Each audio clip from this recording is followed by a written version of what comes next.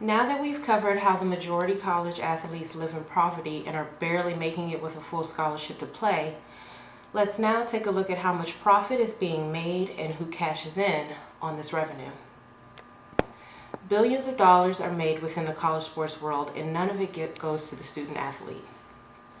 The major source for all of this revenue is the televised games, predominantly football and basketball games. Every year, millions of dollars goes towards universities from television contracts with providers like ESPN and Fox Sports. For instance, over the next few years, providers have agreed to pay nearly $25.5 billion for college football games alone, and no player will ever see a penny of that. Another way for schools to capitalize their earnings is when they invest into college bowl games or tournaments. Another source of revenue is from video games. Sports video game makers such as EA Sports pay the NCAA for the rights to sell sports games with the names and logos of the college teams. The video game makers are making a huge profit by creating virtual players that carry the same resemblance and mannerisms as today's top college players. Another highly frowned upon source of revenue, and against NCAA rules, are the players selling their merchandise on the black market. There are numerous accounts of the student athletes selling autographed photos and jerseys for profits or even tattoos. One of the most recent accounts was last year's Heisman Trophy winner, Johnny Manziel, who escaped punishment when the NCAA was unable to prove he was paid for signing autographs. While the players are finding backdoor openings to make ends meet and to profit off of their celebrity and recognition they bring to the school, colleges are, however, paying top dollar for the best coaches.